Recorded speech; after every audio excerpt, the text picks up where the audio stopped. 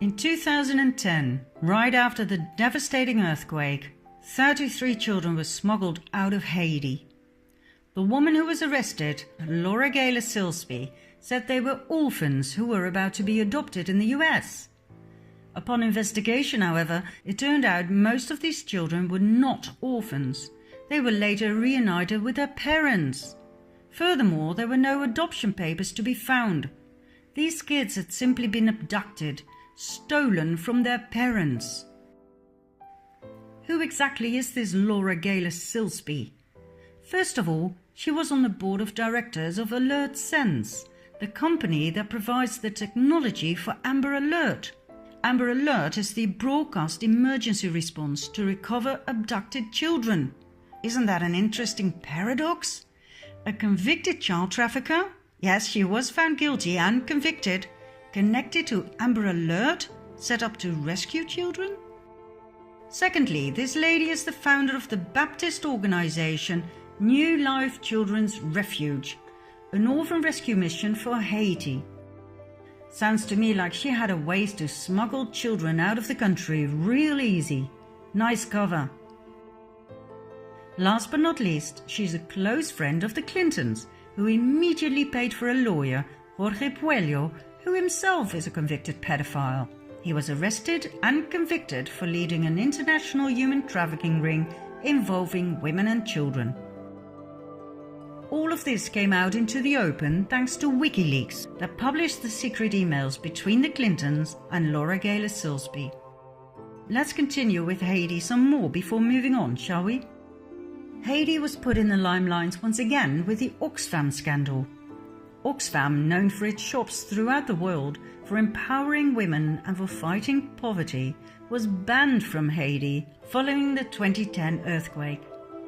There were orgies with prostitutes, some of which were underage, in other words, with children. Leaked emails further confirm that $3 million were diverted from Haitian relief funds via the Clinton Foundation to pay for Chelsea's extravagant 2010 wedding. When Trump called Haiti a shithole, the whole world went mad. But he was right. What he referred to was what the so-called non-profit organizations had turned the island into after the earthquake. The Red Cross collected $500 million for Haiti, and all it did was build 6 houses. The Clinton Foundation ruthlessly misappropriated the earthquake donations from international donors and got away with it.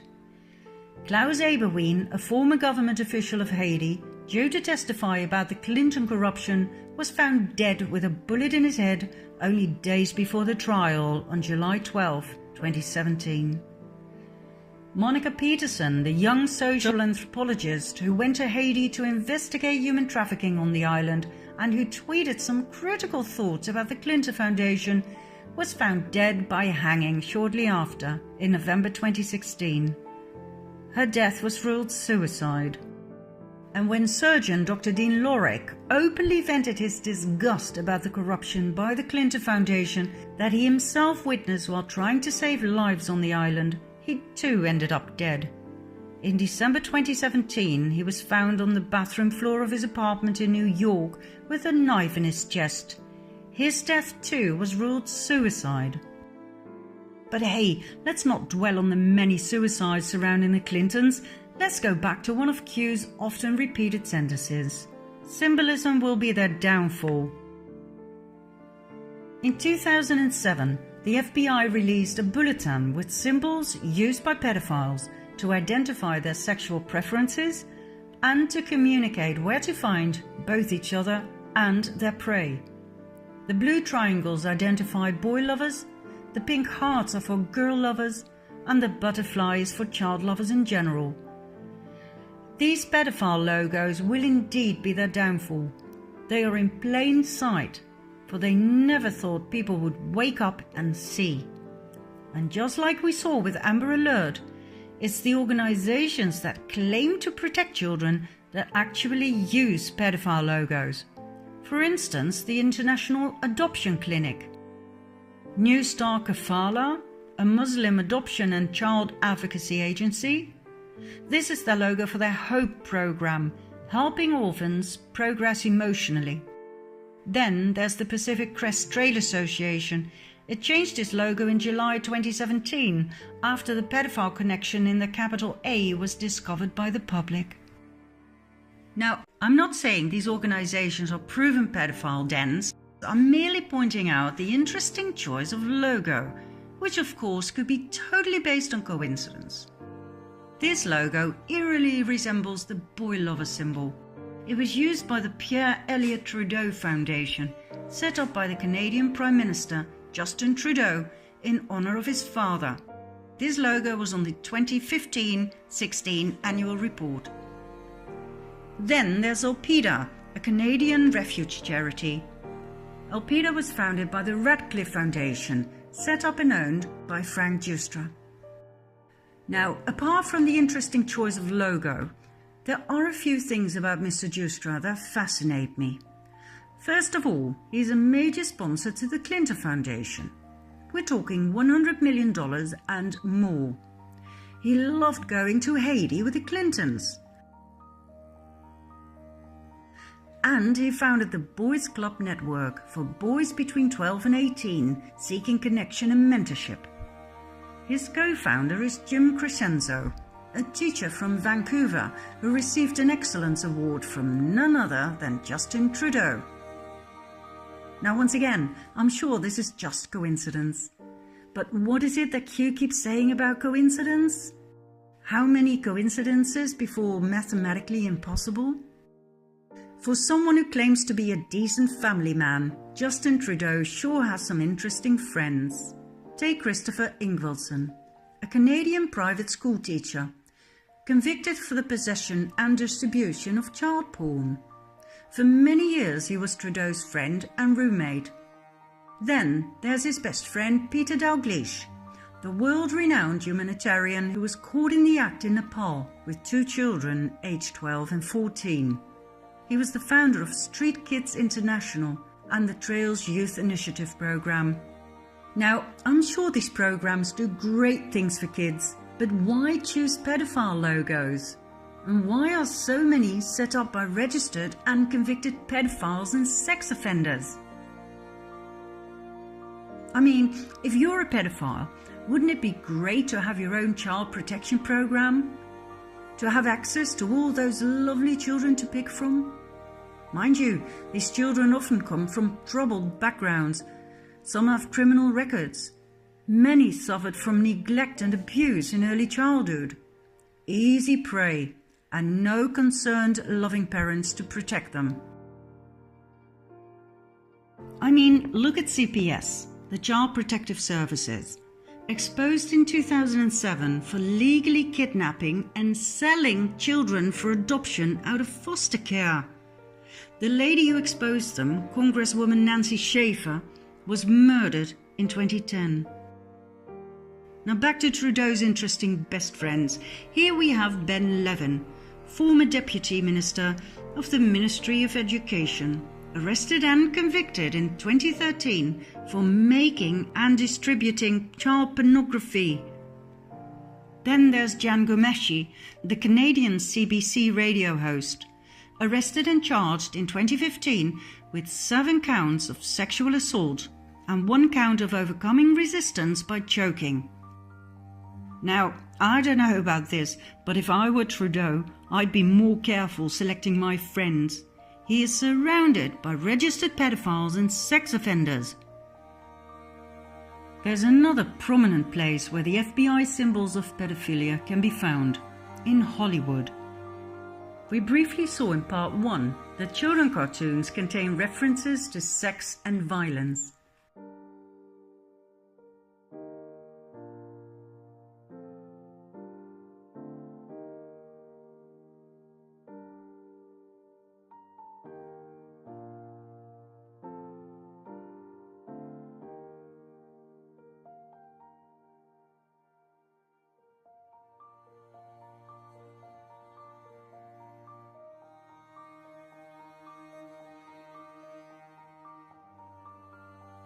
Doesn't that make you wonder who Walt Disney really was?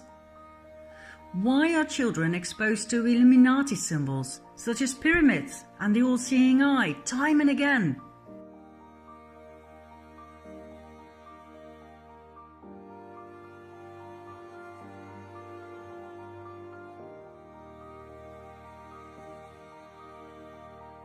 And why are pedophile logos used for candy and ice cream? Yet another thing that attracts children. The more I dived into this topic, the more I realized to what extent this had actually drenched our society. Top directors such as James Gunn, who openly and proudly tweet about being a pedophile. I guess this is normal in Hollywood?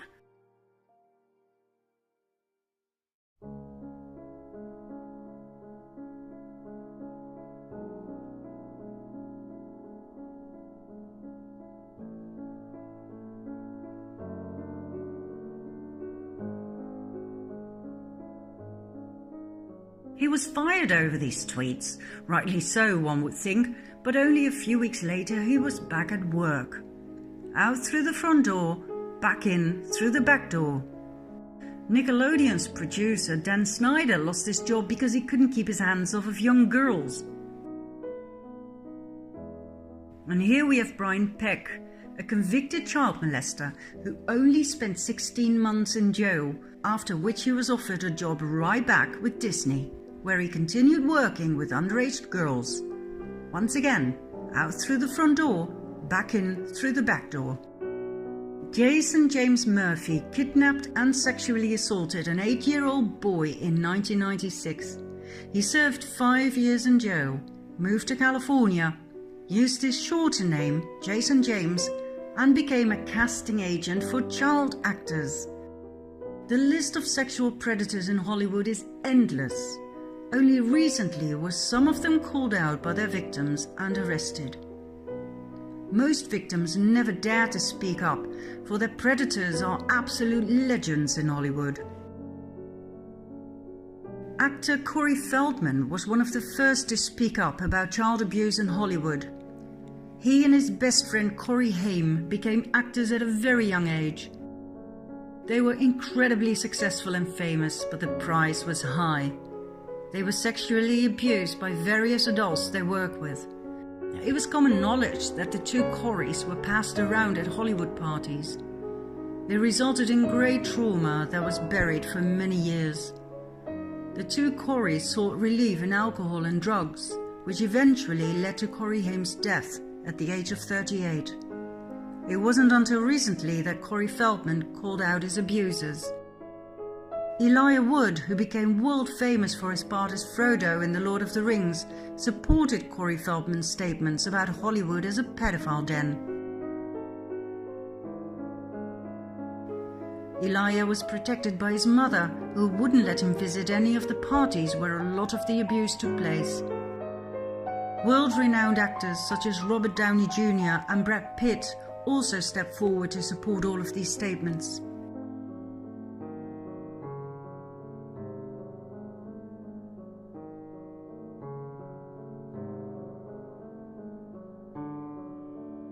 If you think that sounds crazy, wait till you hear Mel Gibson.